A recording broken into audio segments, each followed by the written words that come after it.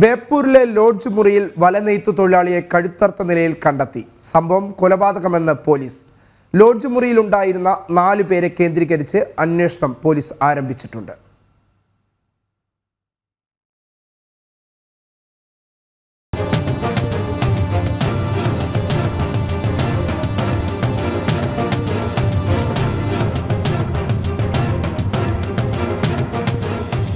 കൊല്ലം ഇരവിപുരം സ്വദേശി സോളമനാണ് കൊല്ലപ്പെട്ടത്. സുഹൃത്തായ അനീഷിന്റെ മുറിയിലാണ് സോളമനെ കഴുത്തറുത്ത നിലയിൽ ലോഡ്ജുടമ കണ്ടത്. മറ്റൊരു ലോഡ്ജിൽ താമസിച്ചിരുന്ന സോളമൻ ഇന്നലെ രാത്രിയാണ് ഒരുമിച്ച് ജോലി ചെയ്യുന്ന കൊല്ലം സ്വദേശി അനീഷിന്റെ ലോഡ്ജിലെത്തിയതെന്ന് പോലീസ് പറയുന്നു. എന്നാൽ സംഭവം നടക്കുമ്പോൾ അനീഷ് ലോഡ്ജിൽ ഉണ്ടായിരുന്നില്ല.